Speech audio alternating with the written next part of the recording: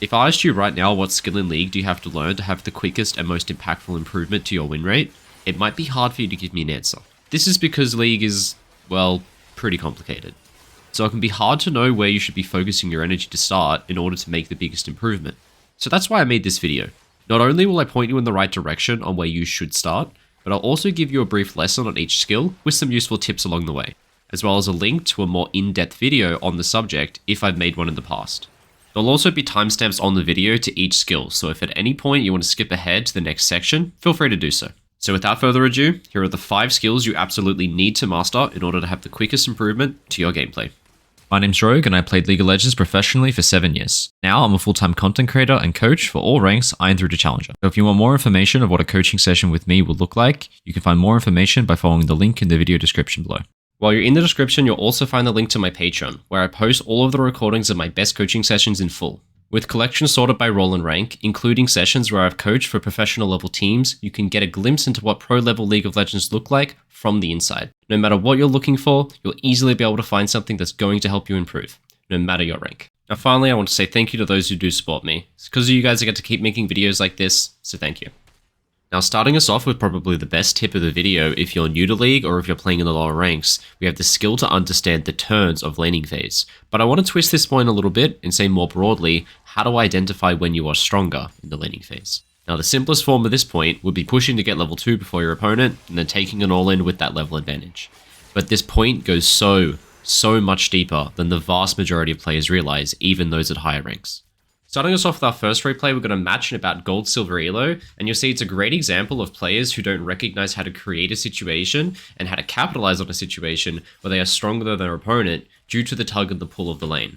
So we're in a race to get level 2 here, that will be the advantage, and Sett just won. Now watch what Sett does with this. Not a whole lot. So much in fact that Yone manages to get level 2, and that advantage is now cancelled out. But the interesting part is the effect that this has on the minion waves. Now, coming up right now, we have wave number 3. Going into the race for level 3, Sett is massively in the lead. All he has to do is kill 3 melee minions, which he's obviously winning that race for, but he's not. Now, Yone gets level 3 first, which doesn't make any sense because Sett started off with the first level up, now it's going back the other way. Now we're on wave number 4, and you can't really tell who's winning the lane, what the wave will do, what the wave state will look like. We're on wave number 5 right now. We still haven't crashed a wave. It's all kind of very random, and it's hard to coach anything beyond this once a player has developed this as a fundamental. For our next example, we have a match of a higher elo with 2 players at around Master, Grandmaster tier, and you're going to see the things are very different, but what's important to pay attention to is how predictably the minion wave moves because these are 2 good players. So we're in the race for level 2, Renekton pulls ahead, and now that he's stronger than K'Sante, he zones K'Sante off, which of course means that Renekton's going to crash a wave into a tower. But watch what happens on this bounce. Now we're going to enter a race for that next level 4. That'll be the next benchmark of when someone's strong enough to zone the other member. K'Sante is starting to win in that race. He has more minions, and so he's going to leverage that fact, do some extra minions on the autos on the minions, and he's starting to pull ahead, and that wave is starting to push towards Renekton. Now Renekton fights into an enemy who's a level up, big mistake, an obvious example of why you shouldn't do this, and he loses his flash. K'Sante ends up securing a second wave crash. Now this wave has moved very predictably so far, going one way, bouncing back the other. So my question is, what do you think this minion wave will do now? Now that you've seen these 2 players who obviously know what they're doing, and you've seen how this wave moves predictably before, well, it's pretty obvious. It's going to do the same thing. So now we can start actually calling our teammates around when our waves will crash. So our Renekton will play for that level 5 advantage. Now that he has that level 5 advantage, he can zone K'Sante off and keep his minions alive, compounding the lead that he has through having a bigger wave. And the end result of this will always be crashing a giant stacked wave into the enemy's tower, which provides a lot of opportunity. So the game becomes a lot more predictable in that sense when players are playing well. Now these are 2 players both playing well. If your opponent is bad, just like the Renekton losing flash, you will get big rewards here. But here's an interesting part. What do you think is going to happen now? The wave is neutral. Now this is the first time the wave has been neutral since almost the start of the game. The game's been in an ebb and flow, but now that it's neutral, you're going to see both players are going to hard contest for the wave. The next milestone where a player can win is who hits level 6 first. So both players are fighting tooth and nail to get level 6 first, and it ends up with a solo kill. Of course it does. If one player concedes for just a moment and gives up that level 6, they're not giving up for a few seconds. They're giving up for the next 1 minute as they face a giant stacked wave coming towards them with nothing they can do about it, with the eventual crashing of a wave into the tower and the enemy getting a potential roam or tower dive, or they get to do something. I think by now most people understand the basics around this concept, but not the extent of it. Each level up gives a champion stats worth a gold value of over 500 gold. If you're in bot lane, that number is even doubled. You have an ADC and a support. You're essentially getting stats that make you 2 to 3 kills ahead of your opponent just by having a higher level. Not to mention the countless other advantages and hidden rewards that a bigger wave will give you. The best clip I have to demonstrate this is still the one from my video, Why League is a Turn-Based Game, where I am against an enemy who is constantly trading against me when I have a pushing wave. Not only do I win these trades with my stat advantage from that level up, but doing so protects my wave, which increases these advantages even more. Ultimately, this culminates with the dive that has game-ending consequences for the enemy, losing an incredible amount of minions. The game was over at level 2, all because I understood a very, very simple concept better than my opponents. If you want a deeper dive into turn-based gameplay, as well as to see the truly unimaginable extent that pro teams push this concept to in a far more in-depth way than I'm able to cover here, then check out this video I just mentioned in the last center clip. It'll be linked in the video description below. The next skill you need to know, and I know this may scare some people to hear, but you need to understand the very basics of jungle pathing, as well as likely gank timers, and the repercussions this has for junglers. Now, I played pro for 7 years. During this time, I expected a lot of things from my team's junglers, and I now realize that these were completely unrealistic with what I know now. Not learning jungle pathing earlier in my career was the biggest regret that I have, because I'm a far better player now, even as a laner, because I know how jungling works. It seems scary at first, but trust me, it is a very, very simple to understand fundamental. Just give me a chance to explain. What you need to know about jungling is junglers are always trying to manage the risk versus the reward of ganking versus farming, but this risk reward is not always even amongst all jungle champions, but that's something we're going to get back to in a second. For now, we're going to start off by talking a little bit about pathing. So to start with, we're going to talk about full clear. Jungler starts on one side of the map, farms all of their camps and sequences, and finishes on the other side of the map. Then, out of base, this is what their camp respawn will look like if they do a clear like that. Again, sending them from top to bot in the same direction that they set at the start of the game. Now, this is what I like to call the script idea. A jungler has essentially made themselves a script that they have to follow if they want to do things in an optimal way. So their ganks would have to align with this if they want to farm optimally. A mid gank would happen on the way through, a bot gank would happen at the end, and a top gank, well, they would reset and do it at the start of their next clear, and then go back into another one. Now, ganks carry more risk when they don't follow this script idea. Let's say a jungler has done his first 2 camps, but instead of following the script idea to bot side, breaks this script and then goes into top lane instead. This will carry a much higher risk because not only is their bot side open to counter jungling, but their camps are now out of sequence for respawn, and if that gank top lane doesn't work, that jungler's got a long way to go before he gets back to his camps. Compare this to a jungler who does something like take 2 camps, but then skip their bot side to quickly gank bot lane.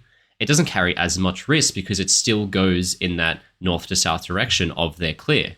At the end of their gank, they can simply come back and they don't have to go as far. Their camps are slightly out of sequence, but it's okay because they're not that far away. The risk reward is slightly more shifted in the favor of the jungler, making it more likely the gank will happen and less punishing to the jungler if it doesn't. Now, obviously, junglers in lower ranks will not gank in an optimal way, but what this means is that their ganks are all or nothing. They are carrying an extreme amount of risk due to all the constant breaking of this script idea. A jungler who doesn't respect their script at all will fall massively behind on XP, and as mentioned earlier, each level in League is worth about 500 gold in stats, meaning some ganks where a jungler does get a kill for their laner are sometimes not even worth it for that jungler as they just fall too far behind. But what's important to do before the game starts is to look at the champion the enemy jungler is playing, as this would dictate how much risk their ganks will carry. Now, a very gold-dependent champion with no utility, like Master Yi or Graves, will find breaking their script to be far more punishing. These champions can't afford to fall behind in terms of XP, otherwise they just simply become useless. Even their ganks are worse, since they have no crowd control. This increases the risk of ganking even more, meaning these gold-dependent champions are likely to follow their script idea very closely. Then looking at a supportive champion with lots of utility like Ivern or Sejuani, and you'll see there's far less risk for them to gank and break their script. If these champions fall behind, they are still useful because crowd control is always effective even if it comes from a champion that is underleveled. But this crowd control also makes their gank stronger and more likely to succeed, in turn lowering the risk of making a gank and a heavy script breaking playstyle. Now once you put together all of this, it can pretty reliably give you warning on likely gank timers. All of this is something I go over more in depth in my video, Must Know Jungle Timers, which you can check out after this video. It'll be linked in the description just like the others. The next important skill you need to master in League is your macro, but more specifically, your wave to wave macro. Now in mid-2023, Riot announced plans to remove the staggering of minion waves, which was met with an outcry by notable coaches and players in the pro scene. Something of which I made a video about, which turned out to be my first ever breakthrough video of the channel.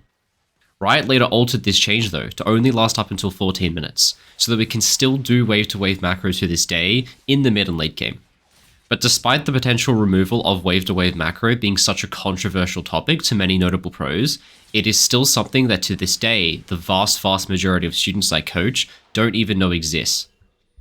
Now just as a reminder, or for anyone who hasn't seen my previous videos, minion waves, despite spawning in your base at the same time, are actually arriving in lanes slightly staggered. So you see this wave will arrive first in mid lane, while this side wave still yet hasn't gone in front of that tier 1 top tower where the enemy can kill it.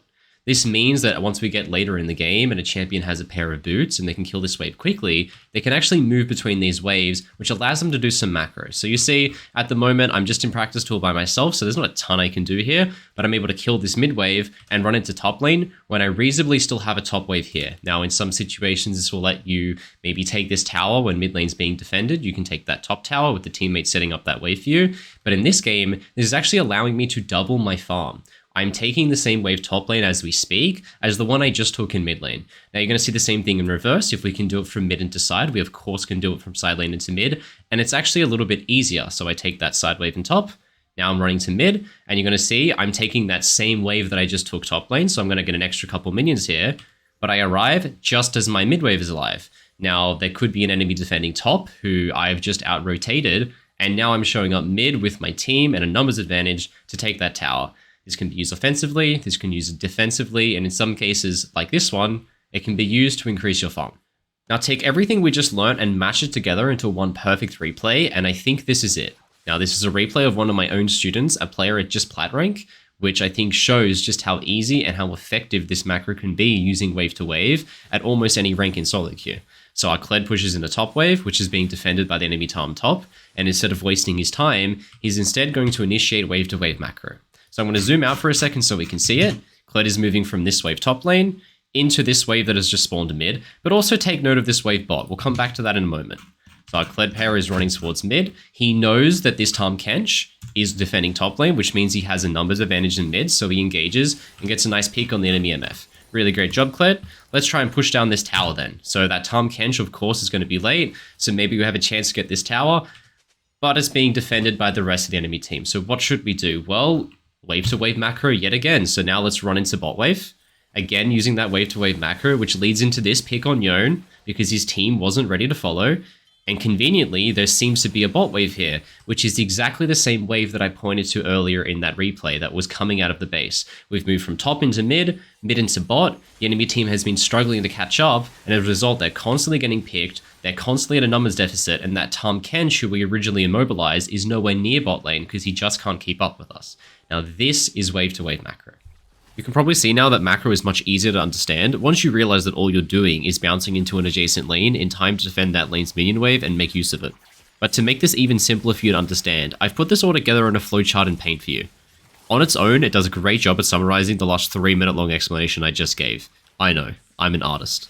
But if you want an explanation that's a little bit better than my drawing in Paint, I have an entire video on wave to wave macro with much more in-depth examples than the one I've shown here. I highly suggest this video, especially if you like roaming champions, assassins, or ADCs with engage buttons like Ashe or Varus, since you can really catch some people out with these kind of map movements. Now for the really cool stuff, let's talk about snowballing. Players not knowing how to snowball is the most common problem I see with high and low students, all the way up until Challenger, but generally anything starting around Plat or Emerald is where I see this commonly. Very often what I see is that after a player gets an early 1 or 2 kills, effectively winning their lane, they stall out and don't know how to extend that lead and take over the game. Now, a very common mistake I see is people using an early lead like this to freeze their lane too late into the game, which does not extend their lead enough to compensate for what may be happening to their teammates on the other side of the map. Instead, the solution to snowballing in this situation is that you want to make what I call a multi-part play. Now, I like to break the laning phase down into two distinct phases, using level 6 as a rough benchmark.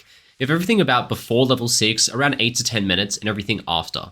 Now, everything before this point, generally you can't achieve a very high reward for your kills because your opponent is coming back with more items after killing them since you haven't yet gained a lead. So if you're level 3 or 4 and you get a gank or a solo kill, that guy coming back with long swords has more items than you since you just have your starting item. So you have to base and you can't really hit tower, for example. But now that we're past this stage in the game and you have lanes that are winning, we can get a much higher reward for our plays because we can overstay and do a multi-part play. So looking at this example, I'm coming to my bot lane who is ahead by about 1,000 gold. My AD carry is fresh off base and he has a completed item while the enemy AD carry doesn't. Now the play starts off pretty easy, we get this kill on Varus, but now is the interesting part where we initiate that multi-part play.